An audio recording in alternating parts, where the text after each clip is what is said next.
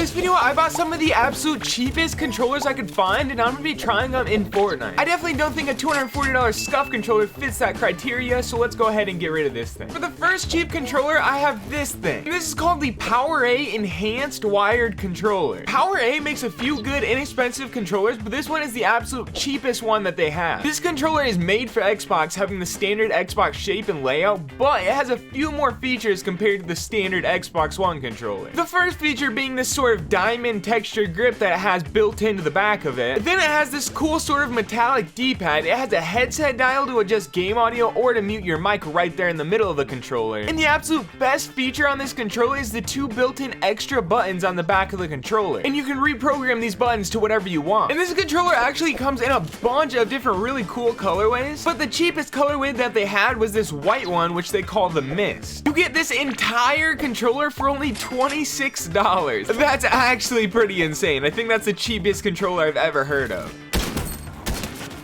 Typically, for a controller setup just like this, it's gonna cost you anywhere from $80 to $100 if you buy the attachments to put on your normal controller. But if you want those features already on the controller like they're on this one, how you have the built-in paddles and grip, then you would have to get something like a scuff controller, which runs upwards of $300. This controller that I'm holding right now is literally less than 1/10 of that cost. I just can't get over that price point. It's actually insane.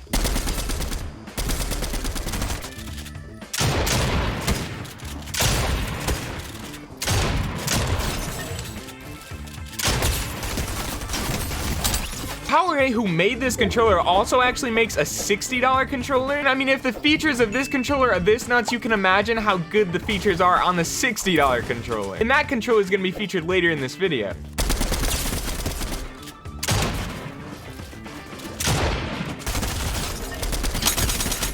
You know, for $26, I can't say I expected a good controller, but this controller is actually like really solid.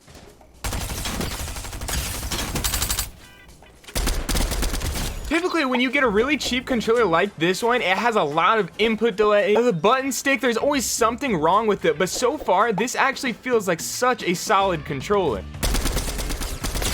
I mean, obviously the buttons don't feel as good as they do on like a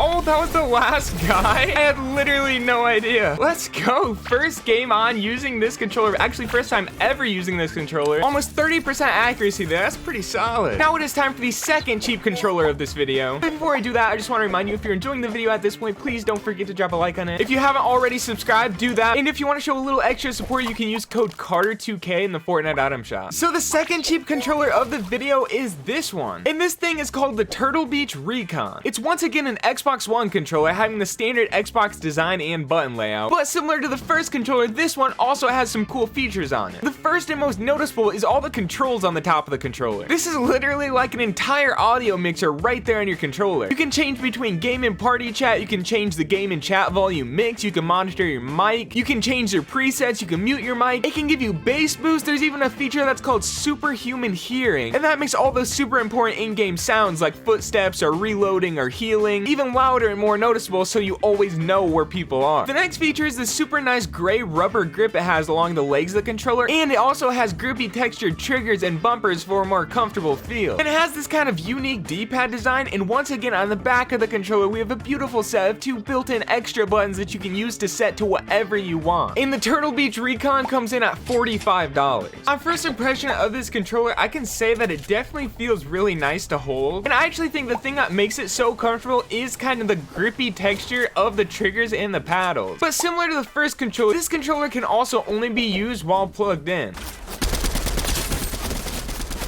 That seems to be the two common things about these really cheap controllers.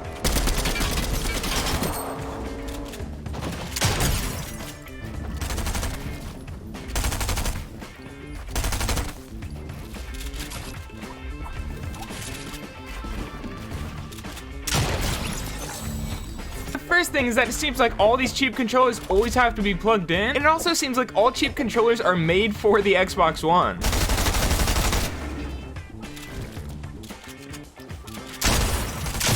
But to me, this controller feels pretty similar to the first one, although I will say it feels a little more quality. The buttons feel a little better, with the exception of this D-pad. This D-pad feels a little plasticky. But the overall performance and comfortability, if that's even a word, of this controller is slightly better than the first one. So now it's time to move on to the third cheap controller of this video, and that controller is the PowerA Fusion Pro 2. This is a $60 Big Brother controller to the PowerA Enhanced wired controller, which is the first one that I showed off. With it being over double the cost of that PowerA Enhanced, it obviously comes with some better features as well. The first being that this entire carrying case comes with it. Then this controller has interchangeable faceplates and thumbsticks, and you don't even have to buy those separate. The controller comes with the standard thumbsticks plus 2 additional thumbsticks, one long concave and one long dome. It also comes with 2 faceplates, this black faceplate that has a built-in grip, and then a standard white faceplate. Along with that, the back has a built-in rubber textured grip, and then it has a 3-way trigger stop function, so you can have super fast triggers or the normal long press ones. Also on the back of it, you can find 4 custom programmable paddles that you're also able to remove if you want to. And like I said, this controller is $63, which also just so happens to be almost the exact cost of a normal standard console controller. And just so you guys know, there were actually cheaper controllers than these ones. However, the only controllers that are actually cheaper than these ones are the like really knockoff third-party ones that barely even work. And those controllers just aren't worth it at all. So these are the cheapest controllers that you can find that actually have pretty decent reviews and work fairly well.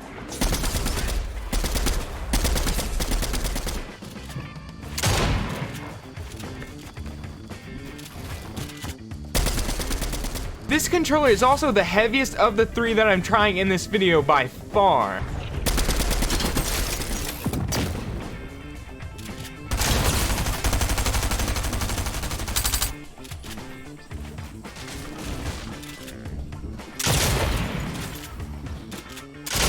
No, I thought I hit that. Did I not hit that shot? Well, I think I have to honestly say that my favorite controller in this video was the Turtle Beach Recon. Don't get me wrong, all of these controllers are actually really good for their price point, but I just really like the feel of the Turtle Beach Recon. Let me know in the comments which controller I should try next, and I hope to catch you in a future video. Thanks for watching.